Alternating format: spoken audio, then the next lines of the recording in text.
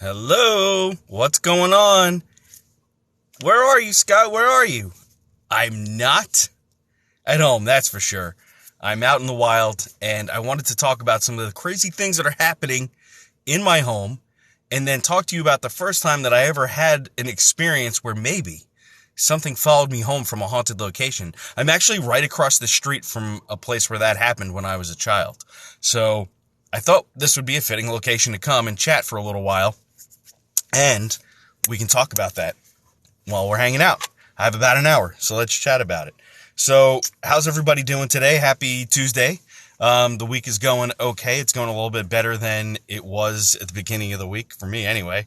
It was a rough start yesterday. I was very down in the dumps and tired, and I felt drained. And partially that's the reason why I'm out in my car at this other location instead of my house, because I feel like maybe if I talked about this in my own home, that it would amp up the problem, and I don't want to amp it up. I'm still trying to get to the bottom of it. At the core of who I am a very inquisitive person, and I like to know what's happening. What the heck was that? I like to know what's happening when it's happening, especially if it's happening in my house, where I keep my house locked up from ghost spirits and all the above negative and nasty entities. So I was telling a story about how I have this, that was crazy, right? And the heat or AC isn't on in the car. So I don't know what the heck that was. But I am across from one of the most haunted sites in New Jersey. I am at the Wilson Seabrook House, also known as the Spy House. The Spy House, I tried to go live here once about 6 months ago, and it was impossible because for some reason my service kept cutting out and I couldn't do the live. It was so strange. I didn't like it. So I'm going to show you what the Wilson Seabrook House looks like. I'll flip my camera around if I can figure that out these days. I probably can't. I'm kind of dumb. Let me see. Oh, here, I'll just do this. So over there is the Wilson Seabrook House, and it is super haunted, and it looks out over this park and over the bay into New York City. And they call it the Spy House because back during the Revolutionary War, the people who lived here in this town would occupy the walls of the house and listen to the British. And the British would exchange plans because at the time the house was a tavern as well. So they would talk about their plans and stuff. And then eventually the Spy House just got its name like that, the Spy House. It also looks over the New York Harbor. So anytime ships would come in and out of the port, the people here at this house could see it. So it was a perfect location strategically for the Revolutionary War. Now, that doesn't make for ghosts, right? Just because a place is old doesn't make for ghosts. But the history of the house does. And I'm going to tell you something else.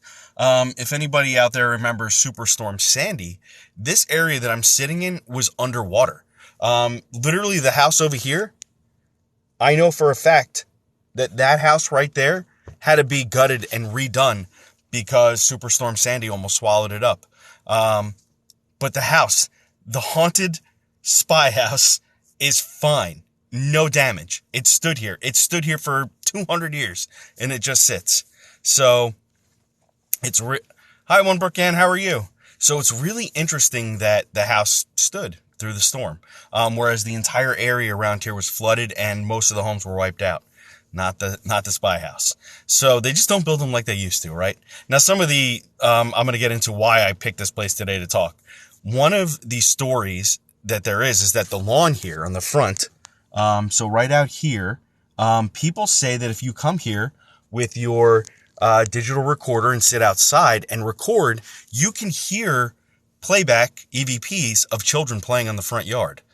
That's crazy, right? If you like these kinds of stories and stuff and you like me, could you do me a favor and give me some likes and a follow? I appreciate you. So the Spy House now operates as a ranger station for the Monmouth County, New Jersey Park Services. You can go in there on days when there are rangers in there. They'll let you on the first floor, but you're not allowed to talk about ghosts, and you're not allowed to ask them about ghosts. Well, I guess you're allowed to do anything you want, but they will not tell you about ghosts. They don't talk about it at all. Like, we don't talk about Bruno, right? My kids have not stopped saying that, by the way. The park rangers don't talk about ghosts. However, I, as a child, had my first encounter with a spirit here. And this is a spirit you guys may have heard me talk about before, prior in other TikTok videos or lives, because Matthew, the small boy, is one of about 13 spirits that inhabit the property here. Not just the property, but also the house and all those things. Hi, Rosa. How are you? Hi, from Alabama. How are you? Hi, Eastern Shore of Maryland. How are you? So, when I was a child, this place was a full-blown museum. It had antiques in it, and there was a woman named Gertrude who would give tours of this place. And she would bring you in, and one of the things that saved this historical location were this woman's ghost stories. Ghosts saved the Spy House. We can all get behind that. So she gave this place so much credit as being haunted that a TV show called Sightings back in the 1990s filmed a show here. And it was the first time I ever saw somebody who was a medium operate. And you know what's funny? I'm friends with that person now. It's a small world, folks. So anyway, Matthew, my parents took me here on a tour. They probably need something inexpensive to do and keep me busy as a child, right? I was one of those kids who you could not slow down. So literally I grew up about a mile from here. So they probably took me here. We walked around the house, and I have a vivid memory of walking over to a closet in this strange house, opening the door, and there being some little trinkets and toys inside. And I picked one out and I brought it over to my mom, and I remember being like, oh, look what I found. Isn't this neat? And this little toy. And the curator, Gertrude, who would spin the ghost stories, said, oh, how did you find that toy? How did you know where they were? And I said, oh, Matthew showed me where they were. And she said, Matthew, huh? Okay. And come to find out, Matthew is one of the ghosts that live here. And I vividly remember a little boy in overalls. He very much reminded me of me. And I was just like, okay, I didn't realize he was a ghost. So that was probably when I was about 4 or 5 years old. And that was a common theme in my life during that time. I didn't really know it didn't matter if I didn't know if something was a ghost or not. Somebody would tell me. They'd be like, that doesn't exist, or you didn't see that, or nobody's here. So Matthew, I remember my parents were kind of freaked out. So later on in life, I found out that ghosts don't just stay in one place. So Matthew stays here at the Spy House sometimes, but there's also behind me, there's a big field, and then there's developments. And in those developments are very old homes. And the old homes used to belong to the fishermen that were here, because out on this bay was a huge fisherman, a fish co-op. So they would bring the fish in from the bay, and they would process it all here, and it would get distributed out into the East Coast, which will bring me to my next ghost story on the rail lines that used to come through here, which are even spookier than the Spy House. So Matthew, as I would investigate in my life, I would find out that Matthew would visit homes miles away from here. And people who were new to our community would call me, and I'm like the local ghost hunter, I guess. I'm easy to find. I'm all over the internet, so I'm easy to find, and I'm nearby, so it's very easy for them to call me and be like, hey, can you come investigate? So I would come check their homes out, and so many times I would hear them talk about a little boy. And any time I'd ask, does anybody have a name for the little boy? These people would say, Matthew. Matthew, Matthew, Matthew. That's the theme. I wouldn't be surprised if he just showed up right now and was like, I'm Matthew, like, Matthew, if you're there, I'm here, and I have some people who would probably want to talk to you. So if you want to come out, you can come and say hello. I don't have any ghost hunting equipment on me, so I would be hard to verify it, but I wish I was a Ghostbuster. I'm not. I'm just a person who's very interested in the paranormal and doing what I do. So Matthew inhabits the Spy House and many other homes. Well, one time my parents took my little cousin here back in the early 2000s. That cousin now is in his 20s with a baby. So it was quite a while ago. And he visited here. He went back to my parents' house, would move, so they're several more miles away. And same thing, they took him on the tour, checked out the cool old house. It was something free to do. When he got home, they were on the second floor of my parents' house, and he's probably about 3 or 4 years old, and he's waving out the second floor window, and he's waving, and my mom says, oh, who are you waving at? And the story is that my cousin turns around, looks at my mom, and says, oh, it's the little boy Matthew. Mind blown, right? So he spoke to me when I was here, and then my little cousin, who now does not have any gifts or abilities, Matthew was even able to communicate with him. So folks, when you're, oh, hi, Oklahoma. Thank you for saying that you enjoy my content. I appreciate you. If you guys like what I'm talking about today, please do me a favor, give a like and a follow. I really appreciate you. So the reason I'm telling you folks about the ability for spirits to travel a little bit. Now, a couple miles is I would think energetically difficult. How about if it was like coast to coast, California to New Jersey? How difficult do you think that would be for something to project? How angry would something have to be, or desperate would something have to be in order to project itself from one place to another? What do you think about that? Hi, Pittsburgh. It feels like, hi, Texas. It feels like it would take a tremendous amount of energy, and then an even more amount of energy to influence people in the home or the site that it's happening in. And that's sort of what's going on with me right now. A couple days ago, I was sitting in my living room, and I've said this on my TikToks a couple days ago, that my house is locked up like Fort Knox as far as spiritual stuff goes. It's salted, it's saged, it's cleansed. We keep it that way. And the spirits usually respect the boundaries because they know I do a lot of readings in my home. When you're invited in, you're allowed in. That's it. If I don't ask you to come in, you don't come in. And that's just the respect that we have for each other. I will talk to them, but on my terms. So when a couple days ago, I'm sitting in my living room watching television, I see a man that's approximately 6 feet tall wearing a very loose, baggy shirt. No face, by the way. No face.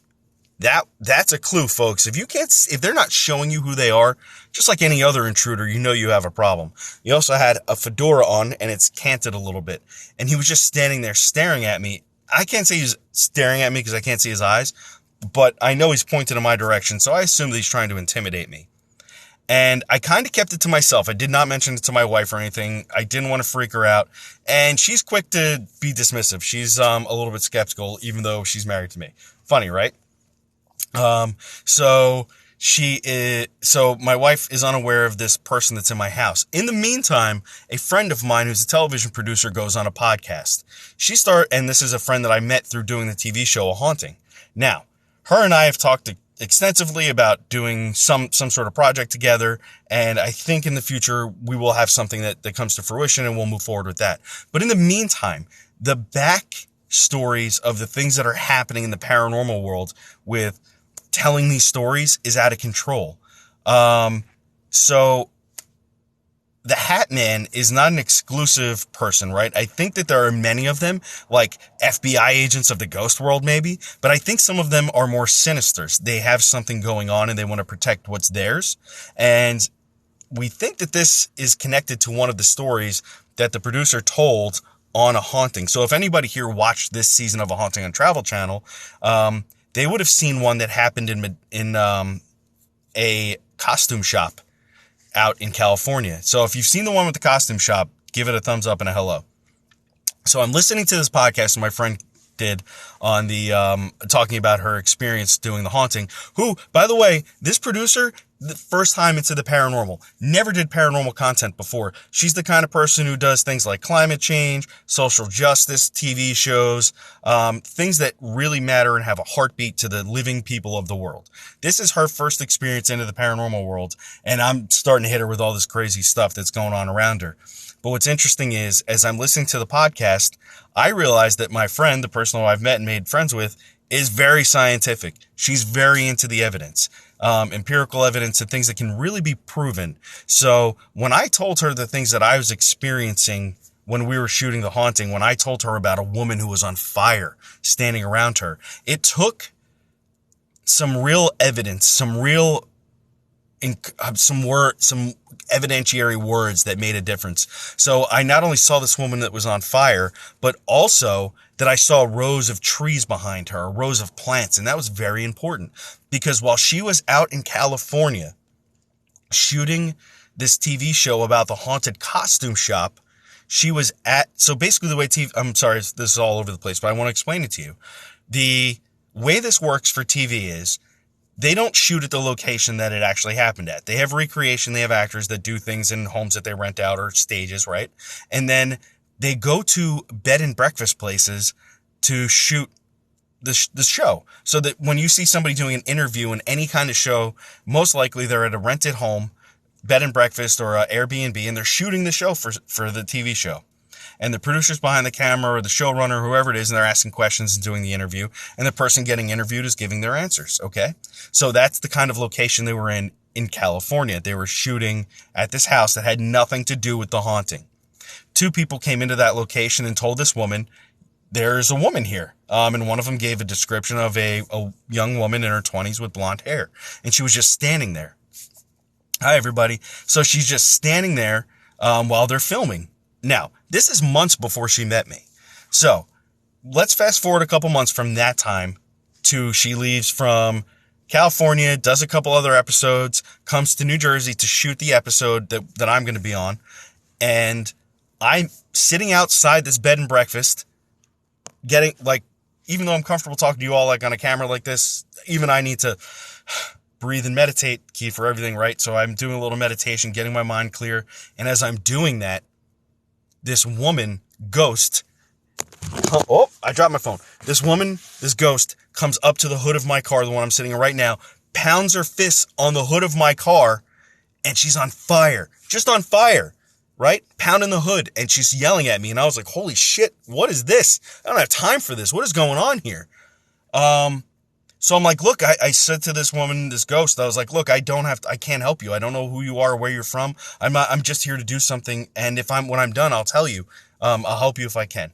So she sort of just dissipates, and I'm like, okay, thank goodness she left me alone for the time being. So I go inside, I shoot my part of the film, part of the show, and we go outside on the back deck in the producer, and we just kind of chat about what we were just talking about. And as I'm staring at this woman on the back deck of this porch, sitting down at a table, I look at her, the producer, my friend now, and I said, listen, I'm looking at you, and there's a woman who's on fire, and she's behind you. Does that mean anything to you? And she said, no. And I said, okay, but there's rows of trees behind her, and it seems like she's not from here. She's like, came a far way, but I don't get much else.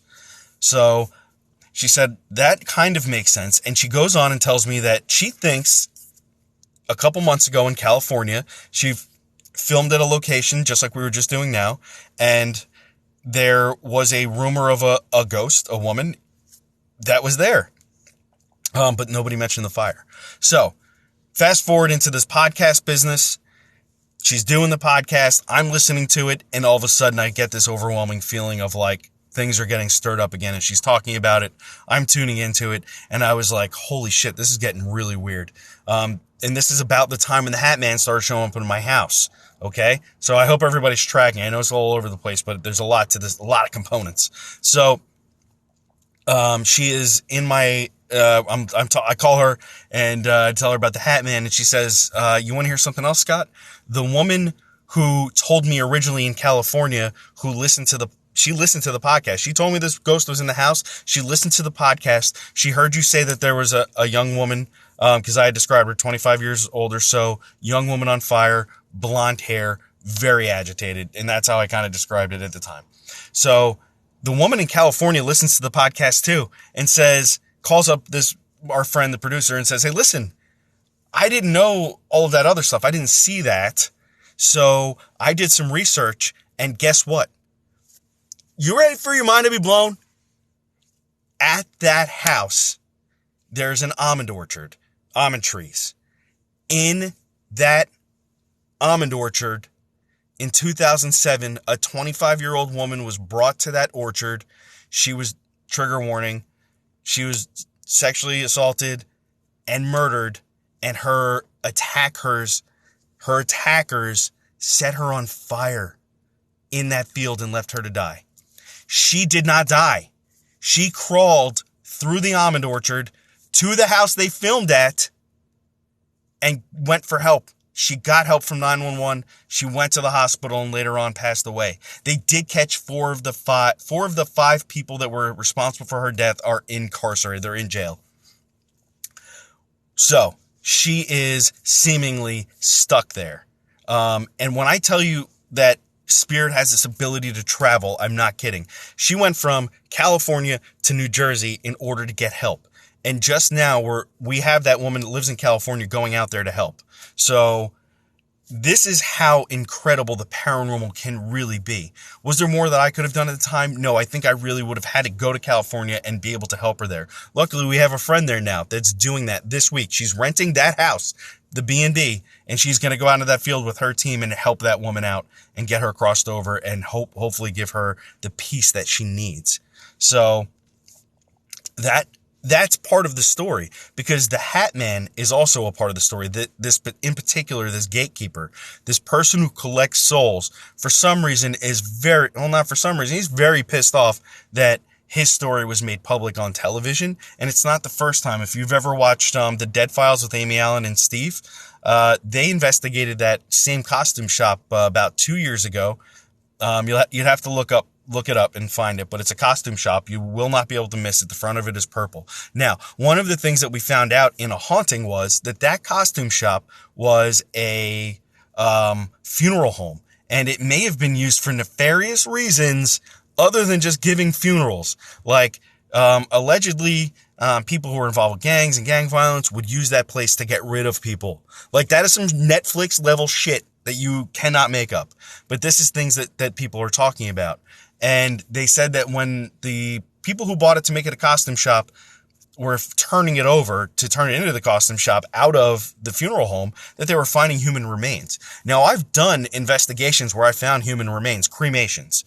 And that definitely is a part of the problem. Human remains or cremations that are not properly taken care of can definitely cause psychic turbulence, hauntings, paranormal activity to happen. That's absolutely one of the things that happen. Oh, I see. Dixie says that I love the Dead Files. I didn't know you watched. Of course I watched the Dead Files. Amy Allen is one of the coolest mediums on television, and I've had the pleasure of meeting with her and talking with her several times. As a matter of fact, she's the one who gave my spirit guide guidance to me, which I totally loved. So if you guys are enjoying this story, could you do me a favor? Give me some likes, follow, share it, whatever you like, because I really just, I love this sort of stuff. And if you can't tell, I'm very passionate about these sorts of stories. And you don't have to go far, even in your hometown, to find these sorts of things.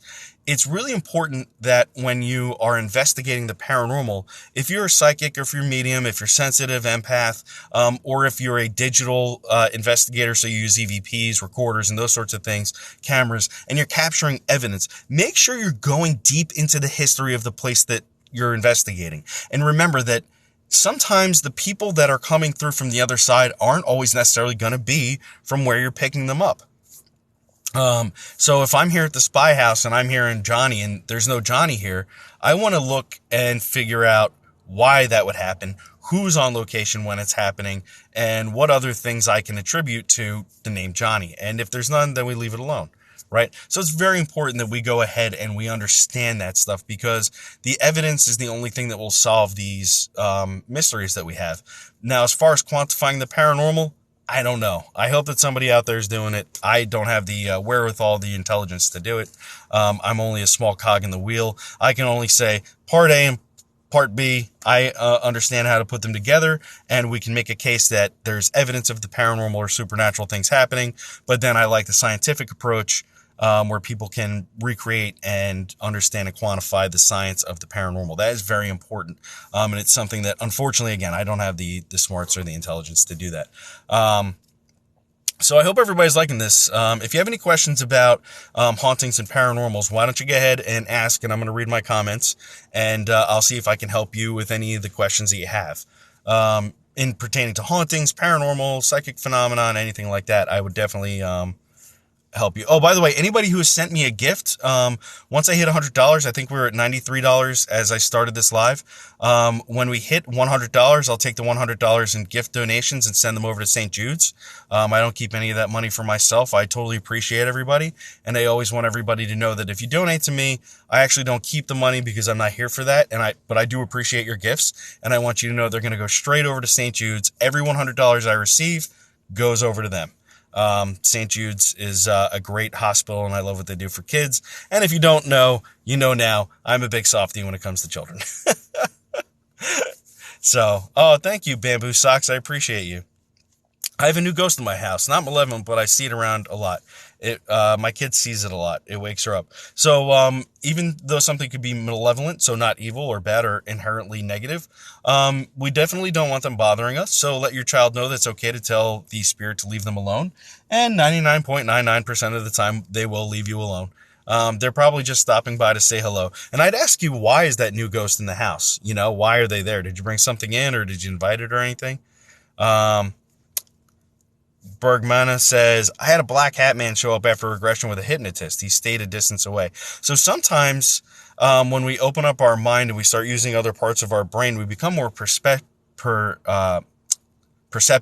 of the things that are around us. So perhaps he didn't just show up. Maybe he's always been there and he might be one of your guides.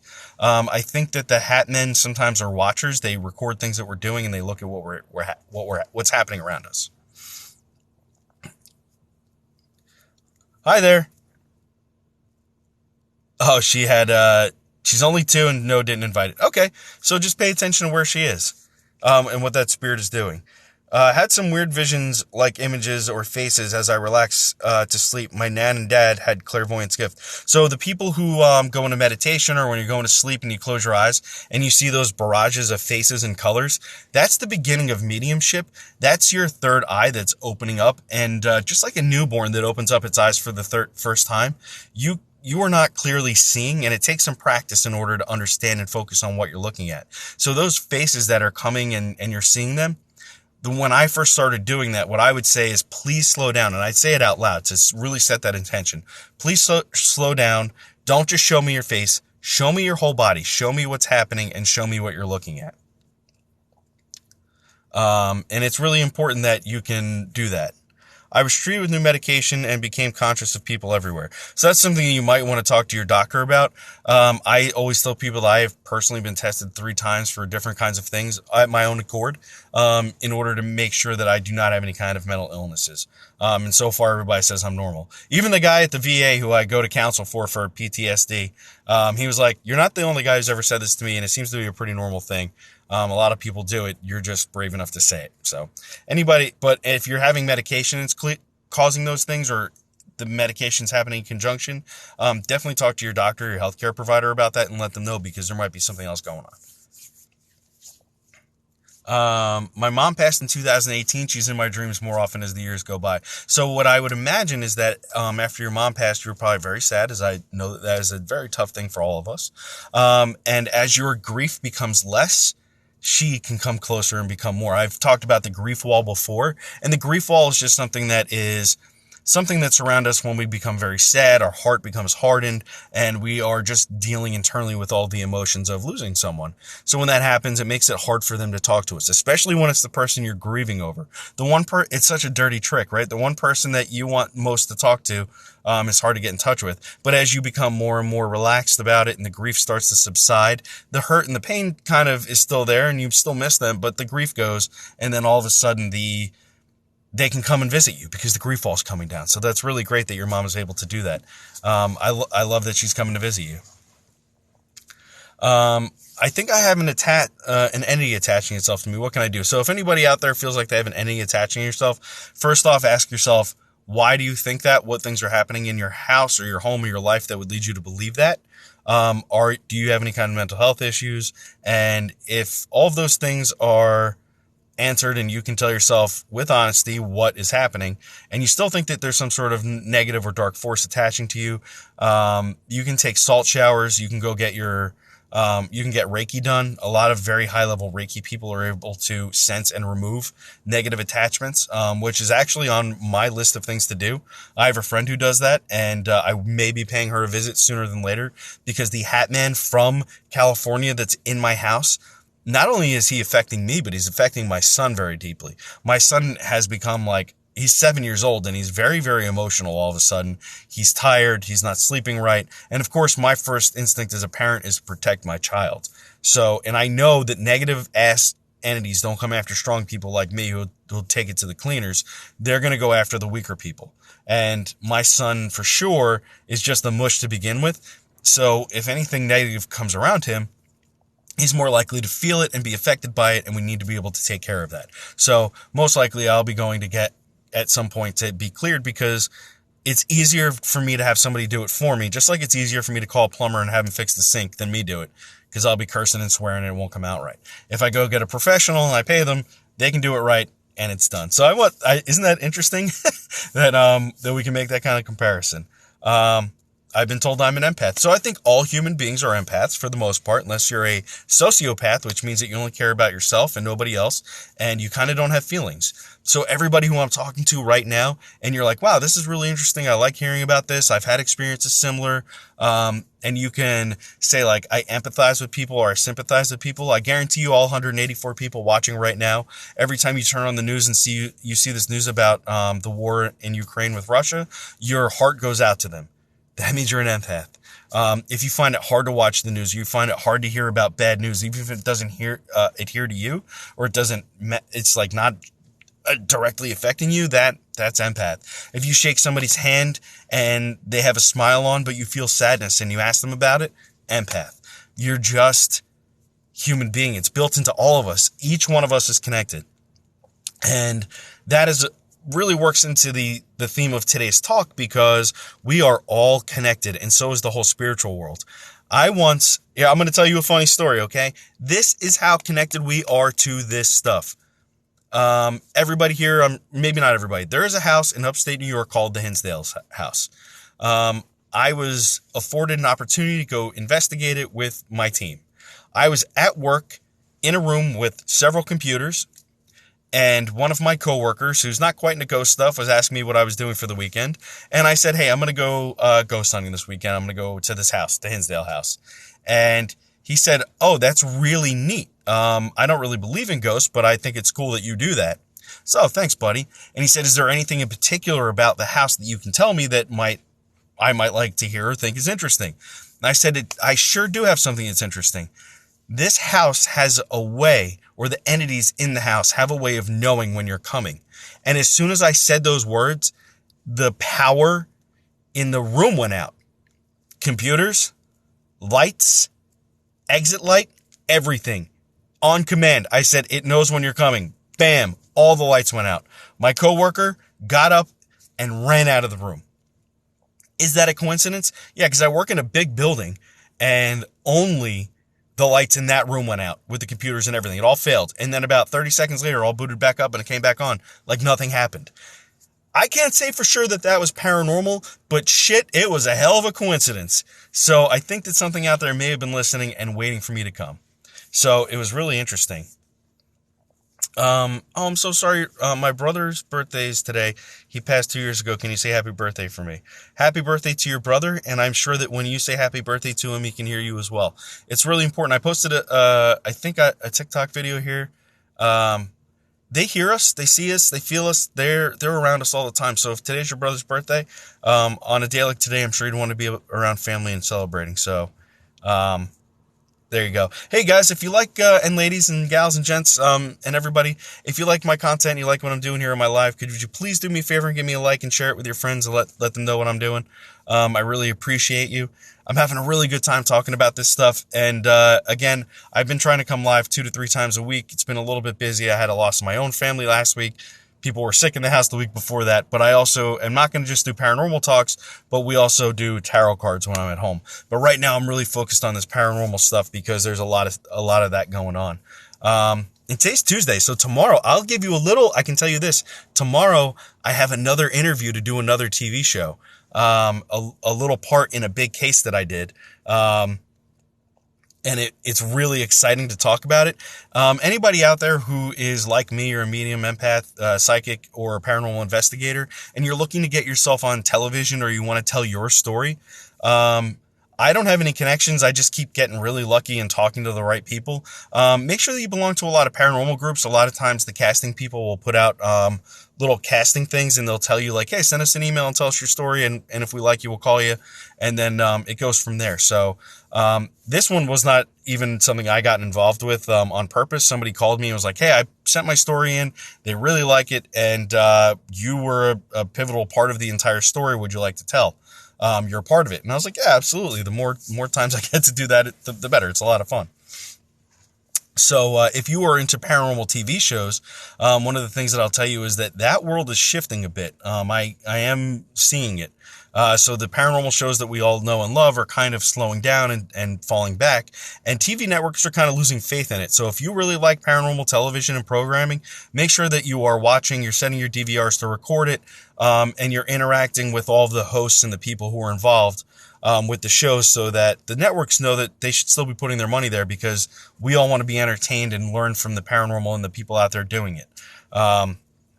I think that's important, especially since I myself am trying to push forward into that. So I will keep everybody updated on all of the Hatman stuff that's been going on.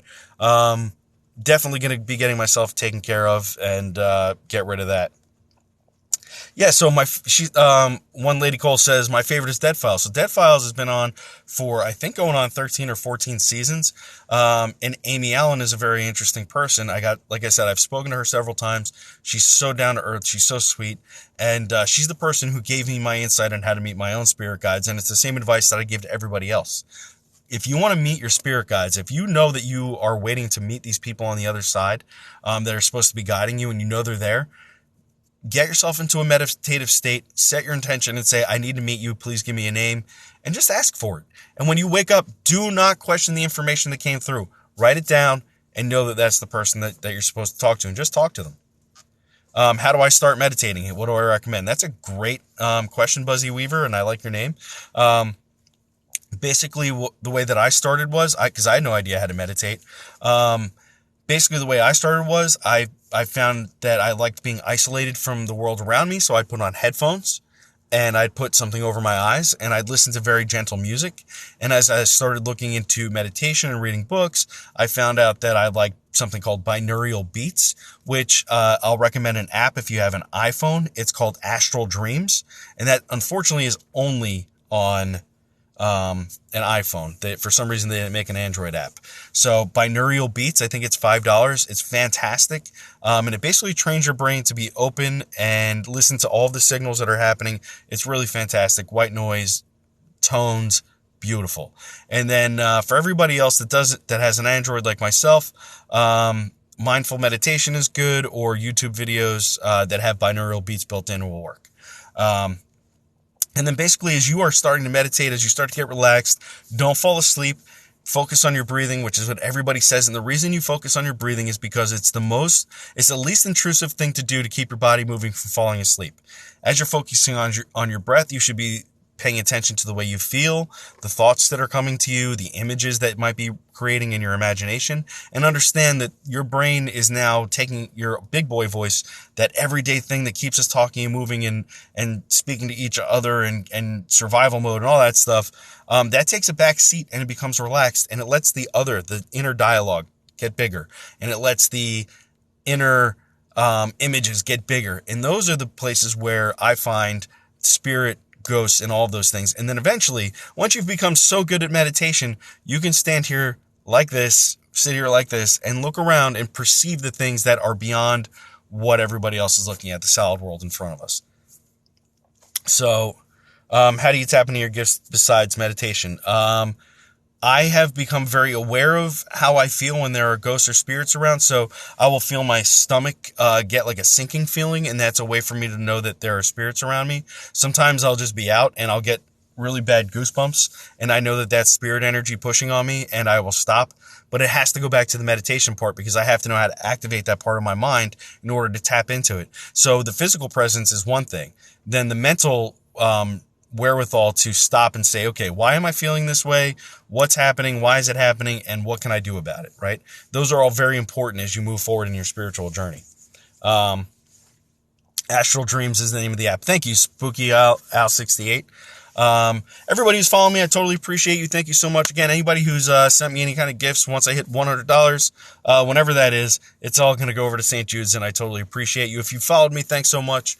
I'm trying to focus my TikTok content on two different things, and it's a little bit difficult here on this app. So one of them is I want to teach you about spiritualism and mediumship and how important it is for each and every one of us to use it. But I also want to focus on the paranormal, and I don't think they always coincide. They just do for me. So I use both of them as a skill set, and it's difficult here on TikTok to to bring that to everybody all the time. So sometimes I have a lot of spiritual content, and then sometimes I talk about a lot of paranormal. So if you're into either one of those or both, please do me a favor and follow, and know that you'll be getting that out of me. That's just one of my favorite things to do. Thank you so much for everything today. So how did everybody like, oh, okay, I like that. My stomach drops too when I feel something around, that I may not want to be. So the person who kind of made this expanding stomach thing very famous is the woman who I'm talking about in the beginning of this talk today, is the woman I watched on Sightings. Her name is Jane Doherty. Don't ask me to spell her last name because I'll mess it up, but it's Jane Doherty. She's from New Jersey. She's a very, very awesome medium. She has a Facebook page. She has all kinds of cool stuff. And the first time I ever saw a medium operate was on this TV show in the 90s called Sightings. And what happened on Sightings? They went to this house, the Spy House. So anybody who's just tuned in, that old house right there is called the Spy House. It's very historic. And this woman brought a TV crew there from Sightings. So she's like one of the first paranormal investigators too, to do it on TV. She brings the Sightings crew to this house. And what happens? All the batteries in the cameras die. Like, this is before that's like mainstream knowledge that is crap that happens. They go into this house that's allegedly haunted by about 19 to 20 ghosts, and the batteries die. Before any of this is mainstream knowledge, or they would even think to maybe even fake that sort of thing happening. It happens in that house. And she clearly, I remember saying, she's like in the dark, she's like, that happens when ghosts are around. So calm, so cool, so collected. And I remember being a kid being like, I am thoroughly scared, but I'm also so intrigued by this. And this house became a very common place for us to hang out as kids, all into our teenage years and right up until adulthood. And look where I am right now. This place will draw you in every time. I wish it was open to the public more for ghost hunting. But again, they don't do that here. They don't allow it. And it is just what it is. So thank you, Para Nicole. Jane Doherty. I appreciate you putting that out for her. She's a great medium. And I love her very much. And I trust anything she has to say. And that says a lot because I don't trust a lot of people who say they're mediums and psychics. Jane, all day. So anyway, that's the story about the Spy House, and it's a lot of fun, and I hope that you enjoyed hearing the story about how things can travel from one place to another. So if you went to some place 1,000 miles from your house and bought a knickknack from an antique store and brought it home, and all of a sudden you're having paranormal shit happen in your house, maybe you brought something home with you. Maybe something liked you in the knickknack store and came home with you. Hi, Annie from Ireland. How are you? It's nice to see you there. Thanks so much for joining me. I'm very, very excited to be able to bring you all this kind of content, and I have more. The town I live in was founded in 1613. This house is one of the first homes that was built here. Like I said, it was called the Wilson Seabrook Homestead. At the time, they called it a homestead because it was here for so long. It was one of the premier homes to come to at the time. So people would come in off the bay, park their giant pirate ships out in the bay. They take the little rowboat, just like Pirates of the Caribbean, up to the shore here. And then they would stay in the Spy House, but it was called the Wilson Seabrook House. And it had rooms for rent. There was a tavern. You could go out into town, which wasn't very built up at the time, but there was a couple villages here that were put together. This was one of the first places that was built up as a colonial place. And it's just crazy the amount of things that have happened here. Right where I'm sitting, there were Native Americans, Lenni Lenape, Native Americans. One of the things that happened in the Spy House, unfortunately, is during the more brutal times when the European folks were taking over this land, was they would take the Lenni Lenape off the land. If they would try to uprise or move the Europeans away, some of the Europeans would take the Lenni Lenape and they would bring them up into the attic of the Spy House and hang them. It's a pretty brutal thing that happened that they don't like to talk about, but it happened in its history, and we can't wash that away. So if you don't think that that's adding to some of the stuff that happened here, you'd be crazy. Blackbeard the Pirate has come through here. Captain Kidd has come through here. George Washington slept in this house. This is one of the most historic places in the United States of America, and not many people know about it because it's not Williamsburg, it's not Gettysburg, but many crazy things have happened here, And I'm happy to tell you all those stories as we go along if you're into it, in the way that it plays into the paranormal of the world that I live in here. And it's just amazing. So if you're into ghost hunting and paranormal and stuff, research your history in your town, because not just the recent grisly stuff like the murders and stuff, but research the land. Who was there before you? Who was there 200 years before you? What was there 1,000 years before you? Because who the hell says that a ghost from 1,000 years ago can't be here right now? Nobody. Nope, I'm in New Jersey. Believe it or not, I am in Middletown, New Jersey, and I'm in a section called the Bayshore area. And right now, as I'm looking at you, I can look across the bay and I see Manhattan. I see One World Trade Center, the Freedom Tower, and I'm right here in this beautiful park away from it all. It's amazing. Down the road from me this way is Sandy Hook, New Jersey. That way is Keyport, and all of these places were vital in building up the United States of America. As a matter of fact, after the British were defeated at the Battle of Monmouth, they took a road through my town out to Sandy Hook and left. And there's all kinds of British encampments, and people are always finding really neat stuff. Real quick, last night, somebody at work was telling me that when they first started the job, back like 25 years ago, a gentleman was out on the Navesink River, which is down about 15 minutes from here. He was digging his backyard, planting a garden, and he found a human skull. So we called the police, and the police showed up, and they were like, oh shit, this is definitely a human skull. And they sent it off to be forensically identified. And the pathologist said it was probably buried for about 600 years. It had stayed in the ground for 600 years, this human skull. And it probably belonged to one of the Lenape that lived here so many years ago. So again, there's a lot of rich history where I live, but I'm sure where you live, there is so much more like that as well. And all of those things contribute to the things that we have paranormally going on in our homes and our lives. And it's very important for us to all know that. Hi, Tennessee. How are you? Nice to see you there. Oh, the British. Hey, what's up? Yeah, so that's what happened. So the Brits got kicked out of here, even though they were purposely sent here to colonate and make what we have now as the United States. Aloha. How are you? Is it called the Spy House because George Washington spies? No, it was called the Spy, even though he did stay here, it was called the Spy House because the Tories, the colonists that were here against the British, they would hide in the walls of this house, and they would listen to the British soldiers make plans, and then they were spying on them. And also because this house is strategically placed over the Manhattan Bay, which I'll try to show you out there if you can see it. And you can see the New York skyline out there. And they'd be able to see all the boats and stuff coming in and out, and be able to give reports to the good guy. Well, I don't know if there's good guys and bad guys and all this stuff, but the people who later became the United States of America citizens. So I mean, it's just like one of those really cool things. But that was a great question. Thanks. Yeah, it's pretty awesome, right? So I have all this really great information about all this stuff. Now, another day with Para Nicole here. She's one of these fantastic people I've been friends with for quite a while. She loves paranormal activity, and I've done readings for her. And she and her family have given me some of the most amazing, beautiful mediumship stories I could ever have, and one of the coolest, creepiest evidentiary things that ever happened to me also. And I'll tell that in another story. Maybe she'll not be shy and come on with me, and we'll talk about it. I'm from Southampton, where the ship left to find America. Oh, that's crazy. How about that, James England? And here's a funny story. My bloodline, I did a DNA thing, or one of my brothers did a DNA thing rather, because I didn't do it. I'm related to one of the people who came over on the Mayflower and landed in Plymouth, John White. So I'm one of his descendants. As a matter of fact, until I was adopted, my last name was White. And now it's Davis. So isn't that something?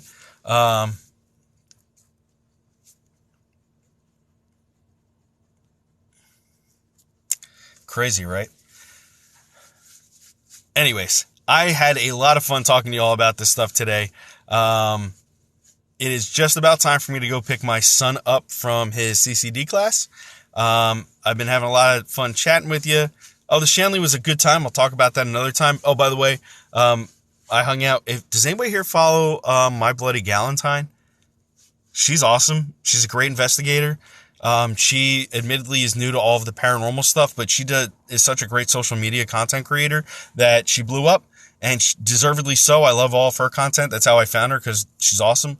But she came in with a lot of questions and a lot of like awesomeness. She didn't come in like, I don't know. I have nothing but awesome things to say about that young lady. And her partner, as they go by these days, was very nice as well. Brandon, good kid. All her Ouija boards freak me out. Yeah, no, she's cool. So, yeah, anyways, thanks so much for watching today, everybody. I gotta go pick up my kid here from CCD. It was such a pleasure talking to all of you. I really look forward to doing it again soon in the future. Remember, I'm not always talking about ghosts. Sometimes I sit and do readings, tarot card readings, maybe even some spirit readings in the future.